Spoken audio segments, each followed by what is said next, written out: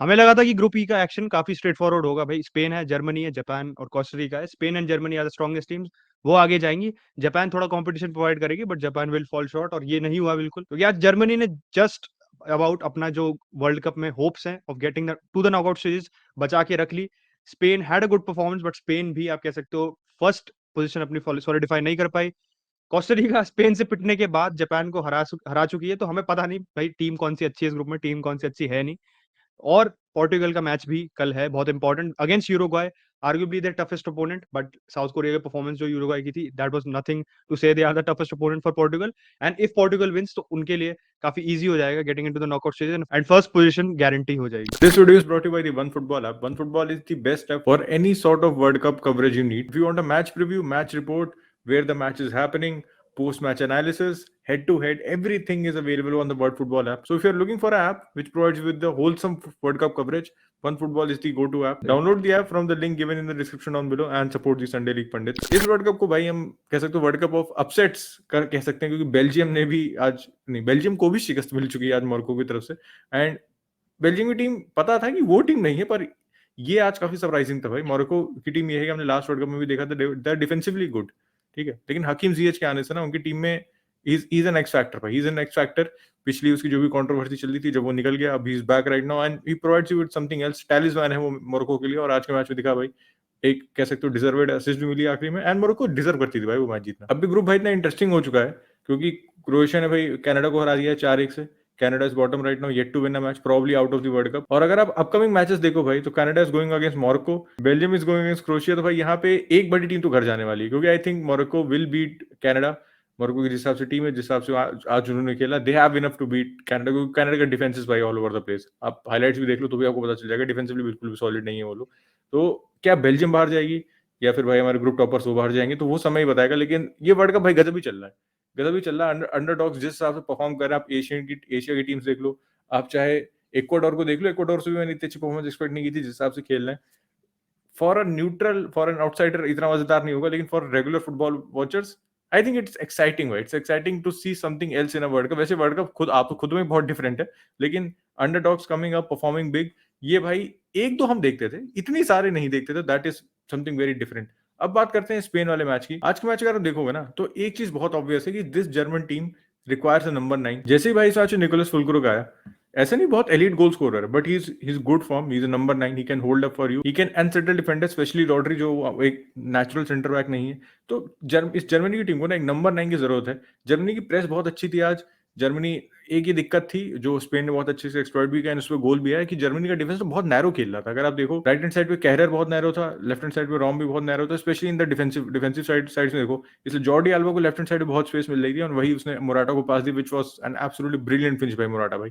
Morata सब associate नहीं करते फिनिशिंग, लेकिन आउटसाइड ऑफ द फुट आसान नहीं था वो फिनिश करना, एकदम ये थी कि वही फिनिश एकदम परफेक्ट फिनिश होती वहां पे, and he chose the right finish at the right time. Morata के 2 मैच में 2 सब्स्टिट्यूट गोल्स हो चुके हैं। यहाँ पे अगर आप टेबल देखो तो जर्मनी की पोजीशन खासा अच्छी नहीं है, पर आज का ड्रॉ इतना इंपॉर्टेंट इसलिए है जर्मनी के लिए, क्योंकि जर्मनी अगले कोस्टा रिका से खेल रही है, Spain is playing Japan next, और कोस्टा रिका का गोल डिफरेंस तो एकदम घुसा हुआ है, ठीक है। और अगर जर्मनी बीट कर देती है Costa Rica, which they should, तो they will go above Costa Rica and they will need a favour from Spain. अब जापान को स्पेन को बीट करना होगा in all probability to go through, क्योंकि जर्मनी कोस्टा रिका से तो नहीं आ रही। लेकिन अगर हम मैच लगाओ तो फिर इट्स वेरी सिंपल कि Japan beat Germany, Costa Rica beat Japan, तो कोस्टा रिका सुपीरियर, पर एक्चुअली ऐसा नहीं होने वाला है। तो देखते हैं भाई, ये है कि जर्मनी के अपने हाथ में है, दे will need a favour from Spain, लेकिन आई थिंक जापान स्पेन को तो नहीं हरा पाएगी, specially after losing to Costa Rica. बहुत लोगों को लगेगा कि आज का मैच स्पेन वर्सेस जर्मनी काफी मतलब अंडरवेलमिंग था इन टर्म्स ऑफ गोल या गोल्स जर्मनी की साइड से, but I think technical battle बहुत अच्छा था फ्रॉम द कोचेस टैक्टिकली। अगर आप देखो, क्योंकि मिडफील्ड जिस हिसाब से जर्मनी ने ग्रो किया था ना मैच में, मैं मैच देख रहा था तो क्लिंसमैन जो उनका स्ट्राइकर, उन्होंने हाफ टाइम पे भी एनालाइज ये किया था कि मतलब जर्मनी की प्रेस धीरे धीरे ग्रो इन करी जैसे फर्स्ट हाफ कंटिन्यू किया था। एंड पहले Spain were finding it easier कि वो चांसेस कर रही थी और वो प्रोग्रेस कर रही थी बॉल को आसानी से, they were getting into the final third. But धीरे धीरे जो जर्मनी ने बुस्केट्स को जैसे प्रेस किया, वो मिडफील्ड में जैसे प्रेस कर रही थी, टाइम नहीं दे रही थी एंड अनईजी कर दिया था स्पेन के लिए, क्योंकि पेड्री और गैवी के टचेस ना फर्स्ट हाफ में देखो, they gradually declined as a first half progress, और उनको टाइम ही नहीं मिल रहा था बॉल पे, ना तो वो मिल रहे थे और जैसे ही पेड्री के पास एक दो ओकेजन पे बॉल आ रही थी, वो विंग पे ड्रिफ्ट कर रहा था। जर्मनी की फुल बैक, एक मिडफील्डर और एक विंगर, तीनों, ग्नैब्री भी आ रहा था, मिडफील्ड से भी गोरेट्स्का आ रहा था कभी-कभार एंड केरर भी आ रहा था, तो टाइम नहीं मिल रहा था बिल्कुल भी पेड्री को।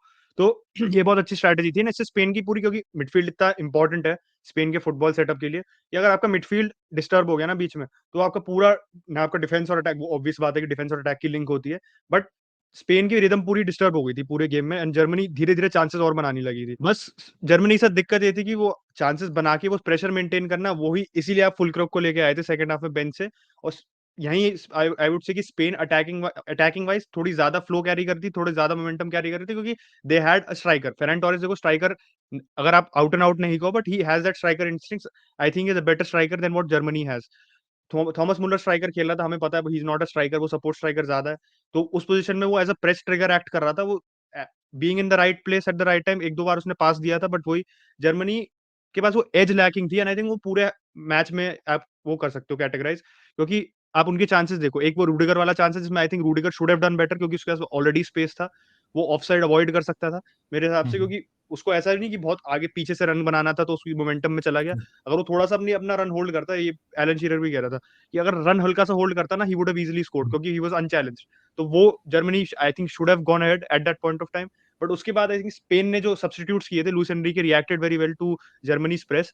स्पेन के पास थोड़ा वापस कंट्रोल आया था सेकंड हाफ में मैच में, and that is how they eventually got their goal as well. Morata के आगे एक ये दिख रहा है कि मुराटा के पास, इनके पास एक डिफरेंट ऑप्शन है फ्रॉम द बेंच, एक प्रॉपर स्ट्राइकर नंबर 9, जिसको Spain was not able to cope with. और आप वो भी देखो, डिफेंडर था जो स्पेन का, आई एम नॉट रिमेंबरिंग कौन सा डिफेंडर था एग्जैक्टली, बट वो सेंटर बैक थी जो मोराटा को कवर कर रहा था, उसने मतलब ही allowed him to come across. वो उसे कायदे में उसे हाथ लगा देना चाहिए था, या कायदे में उसको थोड़ा सा अनईजी करना चाहिए था, otherwise Morata would not have finish the chance, क्योंकि वो you need to be stable when आप इस टाइप की चांस फिनिश कर रहे हो, क्योंकि जैसे आपसे उसने वो बॉल को ग्लांस किया था गोल में, वो कर नहीं पाता अगर उसको हल्का सा भी डिस्टर्बेंस करता सेंटर बैक। तो वही था, अवॉइडेबल गोल था from Germany and I think ultimately small lapses of concentration पे ही गोल पड़े थे आज भी।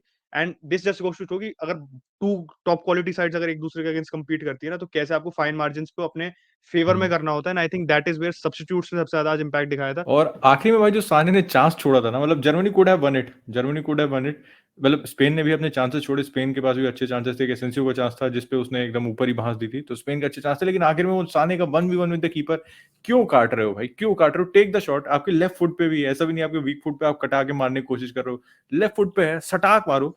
If the keeper saves it saves it. उसके अलावा मुसियाला एक बहुत अच्छा चांस था जो उनाई सिमोन ने अच्छे सेव किया। और जैसे अचिन ने प्रेस की बात की थी, वो प्रेस जैसे उसने मिडफील्ड में बात की, वो गोलकीपर को प्रेस कर रहे थे, देवर फोर्सिंग मिस्टेक्स।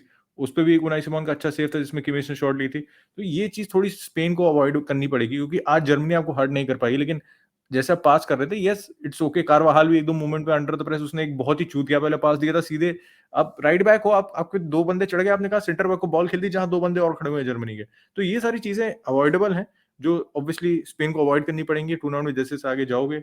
अब इतने रिस्क फैक्टर में नहीं खेल सकते, स्पेशली इन नॉकआउट गेम जहाँ पे एक भी कदम गलत होता है तो फिर you are easily out of the competition. अब बात करते हैं अगर बड़े भैया की, Achin what do expect against Uruguay, क्योंकि पिछली बार तो यूरुग्वे भाई जीत गई थी, इस बार बदले का मौका है। यूरुग्वे से मेरे को उम्मीद तो काफी थी यार साउथ कोरिया के मैच में, क्योंकि मिडफील्ड की बात करो, उनके they have Valverde, they have Bentancur, they have Vecino, अच्छा मिडफील्ड है, एनर्जी वाला मिडफील्ड है and it is a midfield that can outrun you easily. But वो मुझे दिखाने, क्योंकि साउथ कोरिया के मैच में भी धीरे धीरे मिडफील्ड उन्होंने इनिशियली अच्छी प्रेस करी थी। वेलवर्डे मतलब Valverde is their most important player, अगर आप उसको देखो in terms of attack midfield में, वो एक तरीके से बाइंड करता है टीम को। एंड वेलवर्डे को जब सपोर्ट नहीं मिलता तो पूरी टीम आउट ऑफ सॉर्ट्स लग रही थी। अटैक वाइज अगर मैं यूरुग्वे की बात करूँ, Suarez got substituted rightly. Suarez बिल्कुल दिख रहा था कि अब एज हो गई है उसकी, he was not able to influence the game, ना वो गेम में इन्वॉल्व हो रहा था, ना उसके लिए ज्यादा कोई चांस बनी थी जिसमें वो आप कह सकते हो कि he could have finished it, उसके लिए चांस भी नहीं बनी। तो I would blame the team as well, not just Suarez. But दिख रहा था कि टीम में डिसजॉइंटेडनेस है। कवानी के आने के बाद थोड़ा सा दिख रहा था कि Cavani was providing something, but I wouldn't say कि बस यही है, ultimately the strikers are too old to give that attacking edge जो उनको जरूरत है इस समय। वही सबसे बड़ी दिक्कत है यूरुग्वे के साथ। आई थिंक पोर्टुगल ये एक्सप्लॉइट कर सकती है if they have a more attacking approach in this game. मैं घाना वाले अप्रोच को काफी मतलब फॉर्मेशन देखो ना तो बहुत मिसलीडिंग थी मेरे हिसाब से, कि हमें लगा था यार अटैक करेगा Santos, but didn't attack that much. I want to see a few changes in the side. मैं ये चाहता हूँ कि पेलिनिया स्टार्ट करे। I would like to see Dalot start and मैं मेरे हिसाब से या तो आप नूनो मेंडेस को स्टार्ट करो लेफ्ट बैक पे, या आप जोआ कैंसेलो को लेफ्ट बैक पे डाल दो, क्योंकि I think he is comfortable drifting in on the right, और लेफ्ट पे भी वो अपने कंफर्टेबल है। तो ऐसा नहीं है कि वो राइट फुटेड है तो लेफ्ट बैक पे आउट ऑफ सॉर्ट सकता है, वो सिटी के लिए हमने देखा ये इतने बार उसको लेफ्ट बैक खेलते हुए। लेफ्ट बैक पे आई थिंक कंपैरेटिवली कंफर्टेबल है क्योंकि वो मिडफील्ड में ड्रिफ्ट करना प्रेफर करता है, पासिंग ऑप्शंस आपके लिए naturally if you drifting in from the right ज्यादा होते हैं as compared to the right back position. तो मेरे हिसाब से ये चेंजेस तो करने चाहिए फर्नांडो सैंटोस को। Joao Felix played well, I think front line को कोई छेड़ने की जरूरत नहीं, front line was playing well in that match, Bruno had a good match, Ronaldo ठीक है, Ronaldo didn't finish his chances but Ronaldo was getting on the end of the chances, तो वो सबसे इंपॉर्टेंट चीज होती है। अब सुआरेस और कावानी के कंपैरिजन में देखो, Ronaldo was finding himself in the right spots, तो वो एक चीज है which is working for him and if he gets the goals तो obviously that is a confidence and this confidence will help the whole Portuguese team, क्योंकि भाई Ronaldo उनका captain, Ronaldo is your talisman, तो you need your main man to be firing. और specially अगर आप ये match जीतते हो तो आपके लिए मेंटल क्वेश्चन बन जाएगा going into the last match against south Korea कि आपको ये मैच जीतना नहीं है and you can play this match more freely and I think आपको एक पॉजिटिव और मोमेंटम के साथ जाओगे आप इन द नॉकआउट स्टेजेस, तो ये बहुत इंपॉर्टेंट है पोर्टुगल के लिए। And midfield and most important बस यूरुग्वाई की थ्रेट के पॉइंट ऑफ व्यू से होगा कि वैलवर्डे को कैसे वो काउंटर करते हैं। आई थिंक मिडफील्ड में आपको दो एनर्जेटिक प्लेयर्स इसलिए चाहिए होंगे, somebody like a Palhinha, you need a Ruben Neves as well. And इस मैच में एक्चुअली ना मेरे को लगता है रोनाल्डो सैंचेज का ना होना खलेगा थोड़ा पोर्टुगल के लिए, because they don't have that direct alternative to Uruguay's midfield energy. And if Uruguay get there, आप कह सकते हो टैक्टिकल सेटअप राइट, तो वो मिडफील्ड में ओवरवर्क कर सकता है पोर्टुगल। और अगर आप एक नजर भाई टेबल पे डालोगे तो अगर पोर्टुगल कल जीत जाती है तो मोर और लेस का क्वालिफिकेशन फाइनल हो जाएगा, टॉप स्पॉट नहीं होगा, क्योंकि अगर कल साउथ कोरिया गाना को हरा देती है and they then be go on to beat Portugal, तो फिर पोर्टुगल सेकंड आएगी कल जीतने के बाद भी। लेकिन कल अगर जीत जाते हैं तो क्वालिफिकेशन तो पक्का है, उसके बाद I don't think they are losing to South Korea after beating Uruguay. तो सारे कार्ड्स अभी पोर्टुगल के हाथ में है। If they want to go deep in the competition, obviously you have to finish first, you have to avoid this teams, and उसके बाद तो देखते हैं क्या होगा। तो भाई that is all for this video. अगर आप यहाँ तक देख रहे हो तो give it a like, subscribe कर दो चैनल को अगर अब तक नहीं किया, एंड भाई हिट द बेल आइकन, जिससे आपको जब भी वीडियो आए तो अपडेट मिल जाए, क्योंकि views are in the gutter, तो उसको वहां से निकालने की जरूरत है भाई। Thank you.